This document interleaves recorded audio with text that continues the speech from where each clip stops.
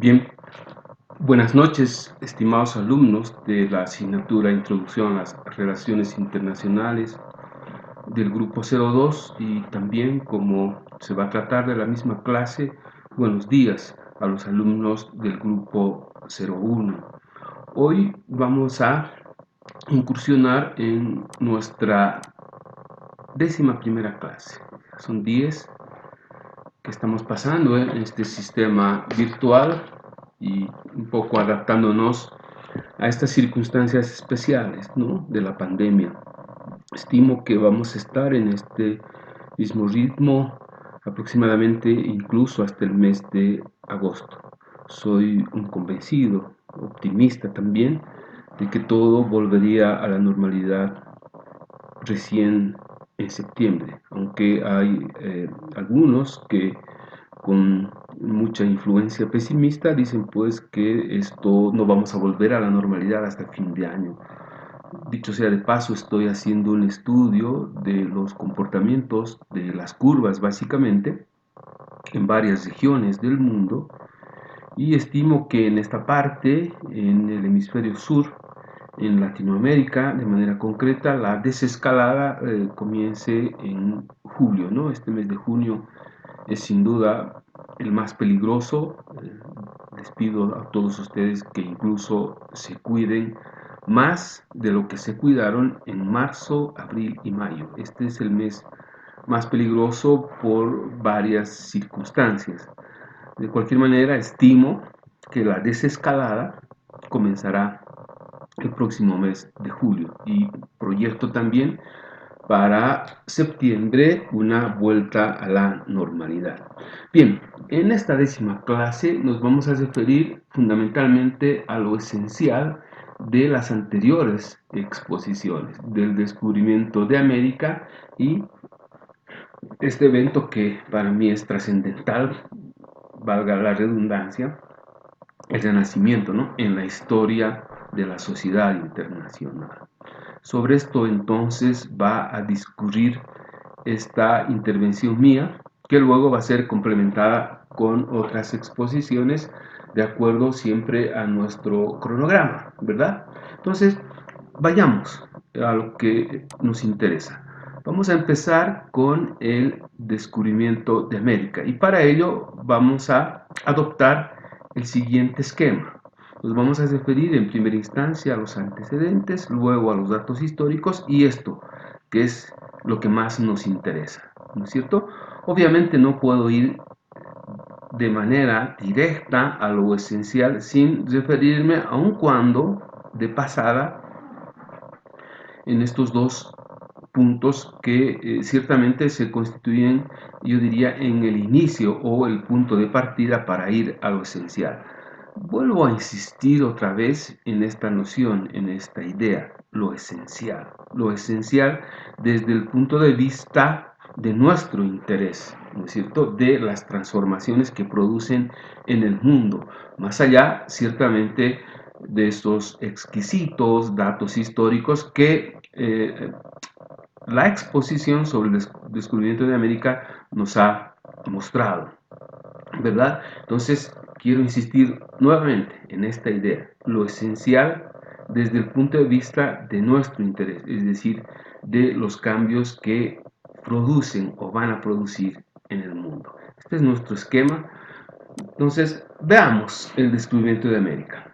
Considero importante señalar en los antecedentes que portugueses y españoles ya habían logrado diversos e importantes avances en el descubrimiento de nuevos territorios, nuevos entre comillas, ¿no?, en África, Asia e India, ¿no? Y entre estas se puede mencionar la conquista de las Islas Canarias. Esto se produjo en este periodo. Es importante destacar estas primeras incursiones, fíjense, de estos primeros aventureros del viejo mundo, ¿no?, portugueses y españoles. También en los antecedentes creo que debemos subrayar que en la corona, es decir, en España, se había dado fin a la invasión musulmana, que tuvo una duración de más de 700 años. Esta es otra historia que habría que contarla, pero entiendo que no está dentro la perspectiva de nuestro interés, ¿verdad? Ahora, ven este antecedente, esto es realmente esencial, ¿no? España estaba en crisis económica, necesitaba oro y nuevas rutas hacia el oriente. Vean bien, rutas hacia el oriente, pero en ningún caso hacia el oeste, ¿verdad? Bien, en los datos históricos todos ustedes han seguramente tenido excelentes profesores de historia y está pues en su inteligencia, ¿no? El 12 de octubre de 1492, cuando tres barcos, diríamos, ¿no? La Pinta, la Niña y la Santa María hacen su arribo a una isla en el archipiélago de las Bahamas en primera instancia. ¿No es cierto? Esa isla tenía el nombre de Guanaí y posteriormente fue bautizada con el nombre de San Salvador, en homenaje a los reyes de España, ¿verdad? Luego voy a mostrar esto con el apoyo de algunos mapas, ¿no? Pero entiendo que estos son los aspectos en términos muy generales que debo destacar en datos históricos antes de referirme a lo esencial. Entonces, con esto, vean, los otros datos históricos ya han sido desarrollados de manera brillante en la exposición, ¿no es cierto?, de la alumna sobre este tema. Esa exposición está, dicho sea de paso, para todos los que eventualmente no han visto, está todavía en el Classroom. Vayamos a lo que nos interesa, ¿no es cierto?, a lo esencial. Vean, ¿qué sucede en lo esencial? Vean, primero se produce el comienzo, ¿no?, del proceso colonial. Voy a abandonar un poco mi presentación y les voy a mostrar un mapa. Este mapa, vean. Entonces, el descubrimiento de América supone la conquista, en primera instancia, de este territorio desde México hacia el sur, porque luego serán, ¿no?, los ingleses los que incursionarán luego en el hemisferio norte de México hacia el norte precisamente, ¿verdad? Entonces, Cristóbal Colón hace el viaje, primero hace, si quieren, una pausa en las Islas Canarias, luego prosigue hacia el oeste, desembarca acá el 12 de octubre en este archipiélago de las Bahamas que les he mencionado, en una isla de nombre Guanaí, ¿no? Luego pasan a El Salvador y vean, tardan aproximadamente 40 años en incursionar. Primero incursionan en México, luego comienzan a incursionar al sur, ¿verdad?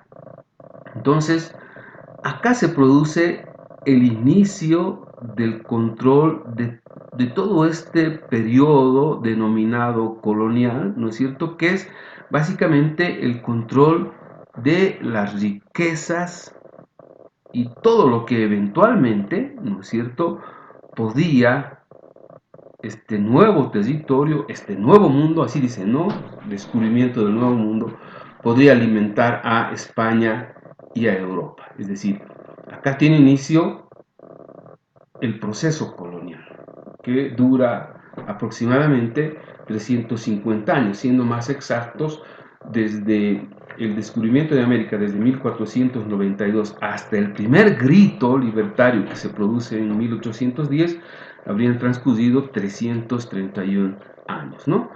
Entonces, vean, es el inicio del control y la dominación de estos territorios, ¿no? Y básicamente la ambición del viejo mundo, de manera concreta, la ambición de la corona española era nutrirse, ¿no es cierto?, y expoliar la mayor cantidad de riqueza posible, en este caso metales preciosos, porque luego incluso se hablará del dorado, ¿verdad?, que estas tierras estaban, pues, se encontraban oro por doquier, pepitas, riquezas, y comenzará, ¿no es cierto?, un proceso, si quieren, de ocupación de estas tierras, no precisamente con la mejor gente de España. Las crónicas mencionan que fueron en su mayoría rufianes, ¿no?, gente de mal vivir, los que,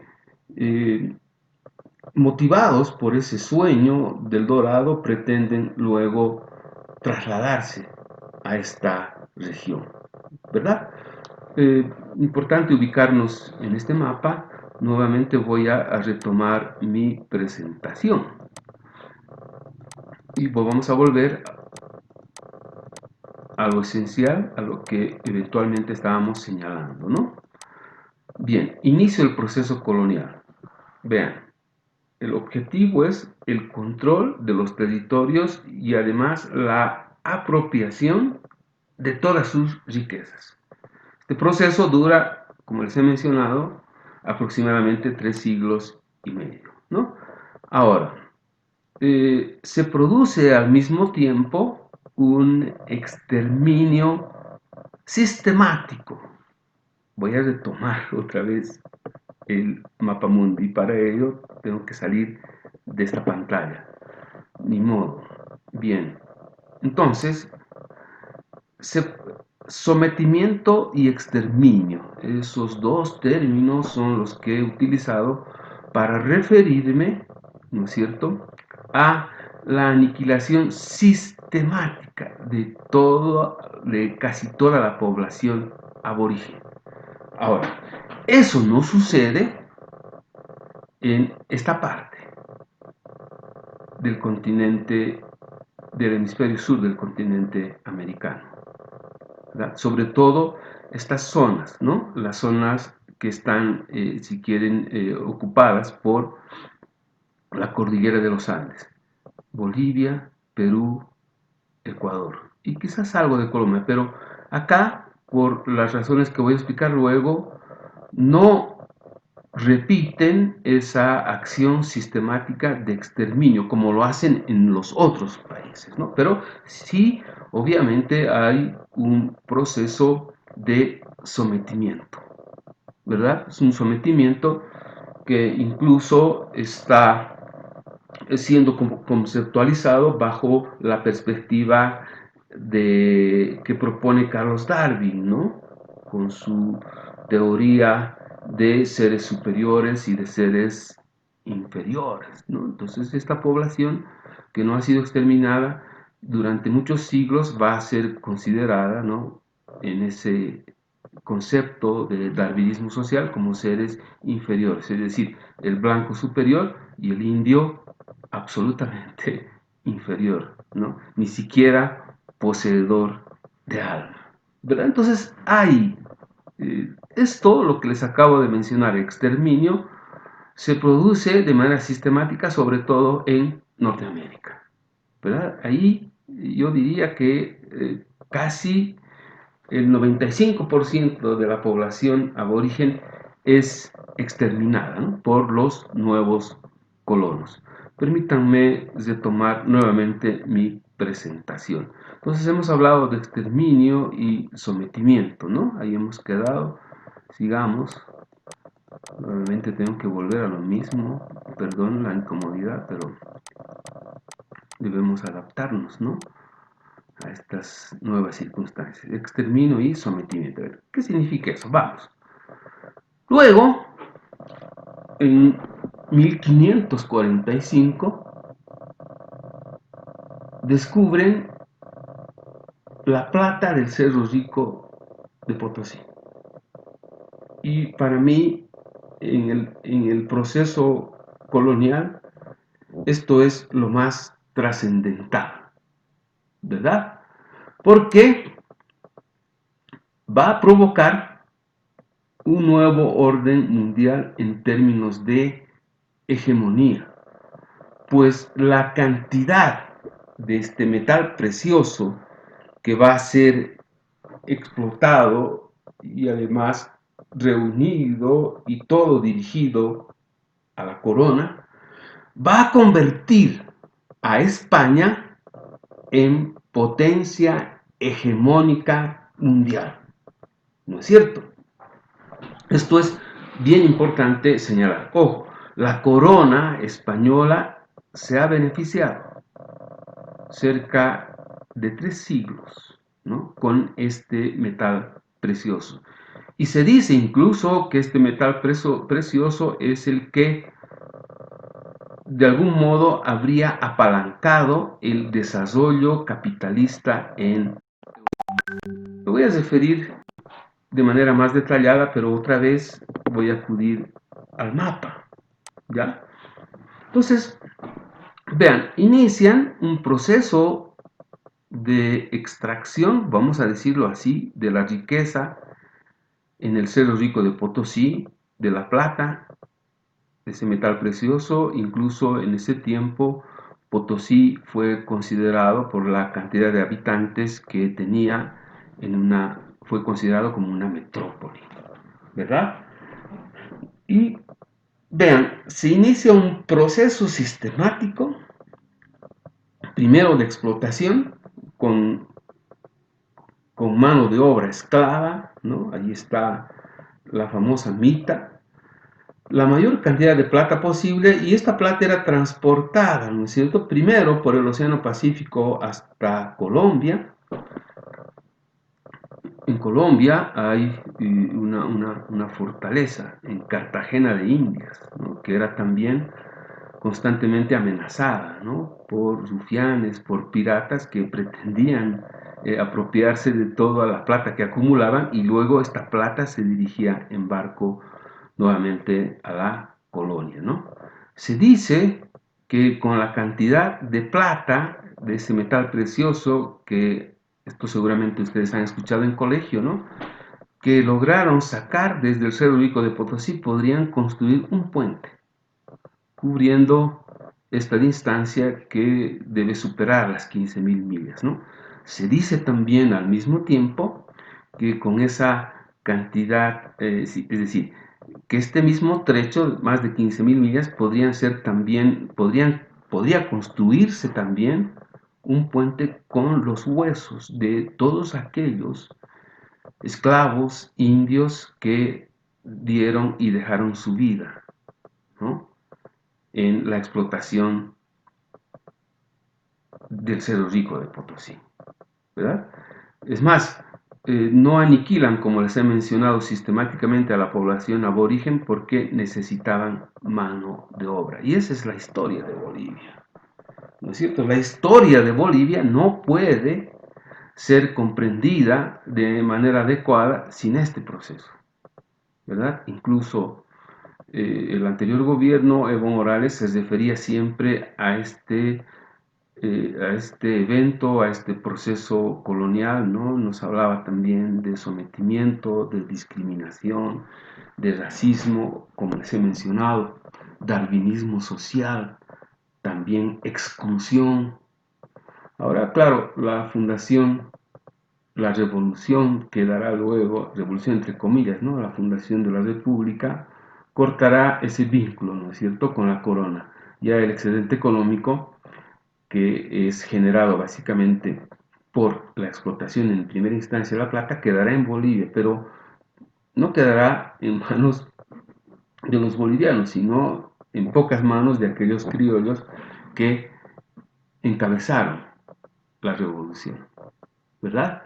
Hay muchas historias, por ejemplo, aquella historia de Francisco Vizey Toledo, que llega a esta zona con una misión de triplicar la producción, la explotación y producción de plata para enviar a la corona, ¿no? Y Francisco Pizarro, ojo, hace el primer censo, y ese censo, pues, en términos de área geográfica, va desde Ecuador, Perú y Bolivia, ¿no?, porque ellos requerían mano de obra, ¿verdad? Esto es importante resaltar. Voy a volver nuevamente a la presentación y con aquella incomodidad, ¿no es cierto?, de volver al punto donde había abandonado estas diapositivas, ¿no?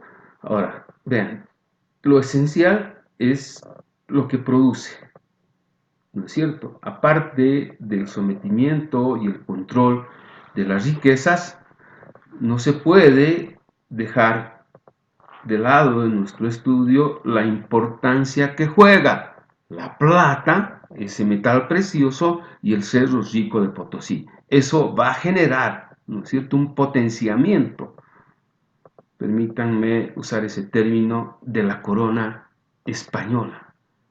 Y cuando digo nuevo orden mundial, me refiero al cambio de hegemonía. La hegemonía en el siglo XVI fundamentalmente, ¿no es cierto?, en el viejo mundo, va a estar en las manos de la corona española. Todo producto de esta enorme riqueza que encuentran ellos en el Cerro Rico de Potosí. Eso he considerado importante referirme en este evento trascendental, descubrimiento de América. Pasemos entonces al Renacimiento. Veamos los antecedentes del Renacimiento. Primero habíamos visto la Alta Edad Media, luego la Baja Edad Media, son aproximadamente 10 siglos, ¿no?, de dominación, de poder dual entre iglesia y monarquía, ¿no? Y además, como hemos visto, esta es una etapa realmente oscura porque se frena, se lucha y además se combate a todo lo que era conocimiento, aporte científico, ¿no? Para en esta etapa, ¿no es cierto?, el centro del universo era la Tierra, ¿verdad? Los planetas giraban, el Sol giraba alrededor de la Tierra, y es más, esto me había olvidado mencionar en el descubrimiento de América, ¿no? Cristóbal Colón quería probar esa hipótesis, ¿no?, de que el mundo era redondo también. Claro, en este periodo pues se combatía el conocimiento, el raciocinio correcto, y todo, ¿verdad?, era bajo la interpretación de la iglesia y de Dios. Ellos tenían el monopolio también de la interpretación de los textos sagrados. O sea, fue una edad oscura, ¿no? Entonces, el Renacimiento se inicia en el siglo, después de estos dos eventos, se inicia en el siglo XV y se extiende hasta el siglo XVII, ¿no? Y hay algo que es importante en este proceso, el invento de la imprenta, ¿no? Esto realmente fue genial porque ayudó a que, al despertar, diríamos, de muchísimas personas, porque, vean, el primer beneficiado, diríamos así, del invento de la imprenta fue Martín Lutero, porque él, con la reforma protestante en la iglesia, ¿no es cierto?, se autorizará la impresión del texto sagrado de la Biblia en todos los idiomas, ¿no?, y ya no en latín como era, como se había establecido hasta ese momento. Entonces, el invento de la imprenta ciertamente genera la posibilidad de mayor conocimiento y mayor información, ¿no es cierto? Esto realmente es importante.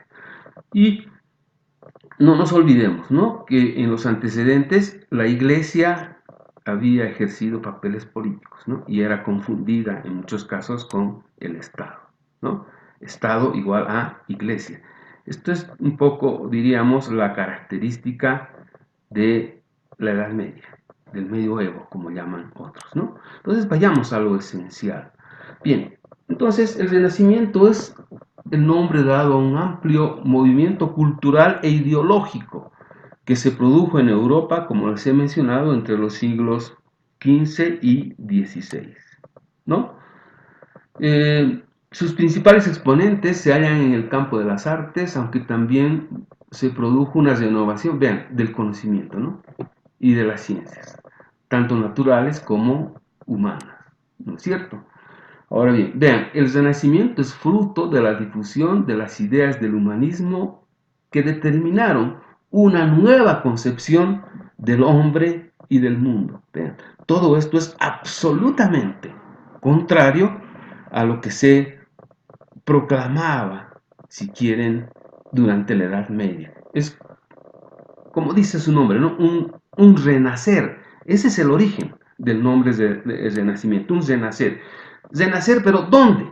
Renacer, ¿verdad?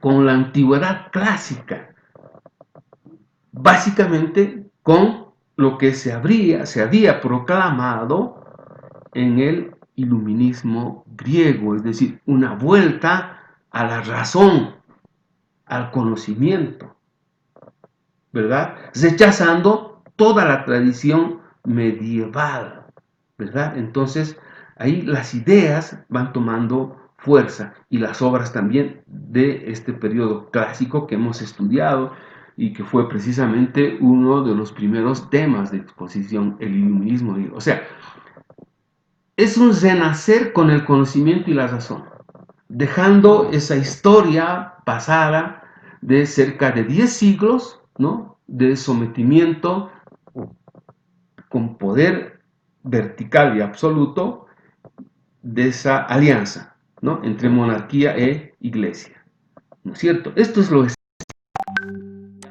Ahora, si ustedes observan,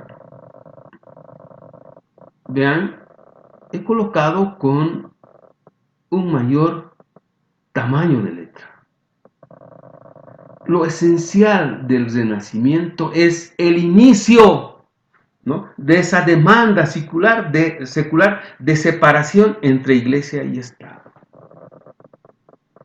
¿No es cierto? Es decir, que la iglesia retome a sus tareas naturales o sus tareas, como decía San Agustín, en esencia, ¿no es cierto? Salvar almitas, pero alejarla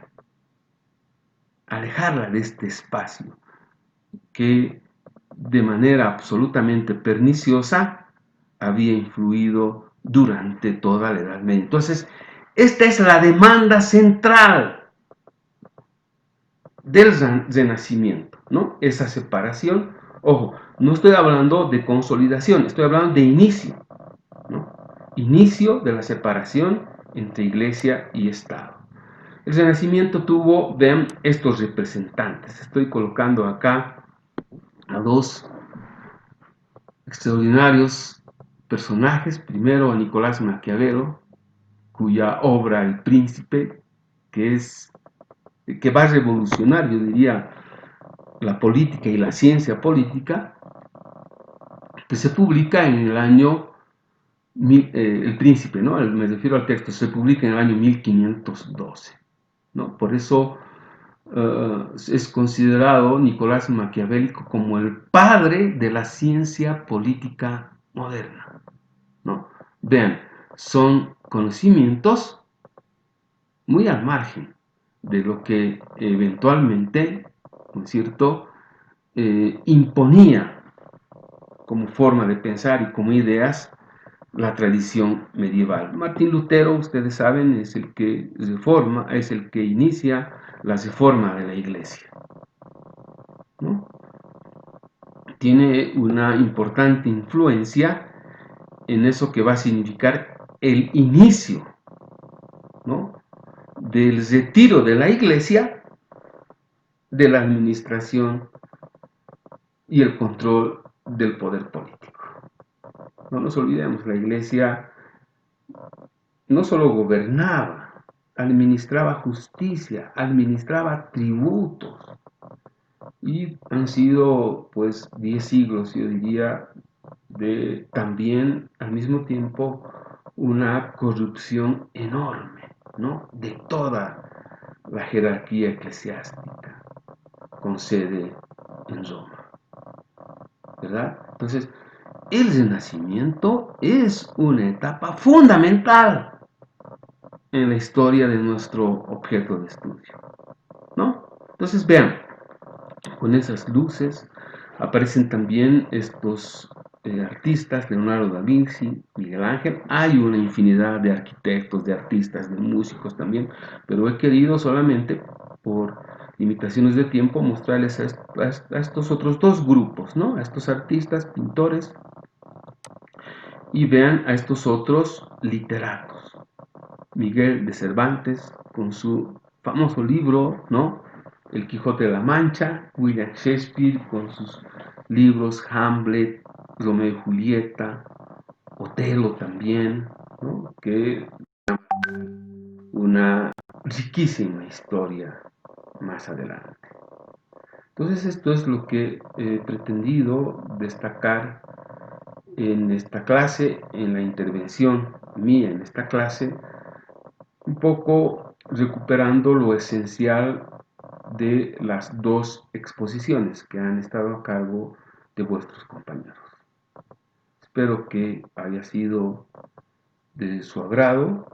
La clase de hoy va a contar también, al margen de esta mi intervención, con dos exposiciones más.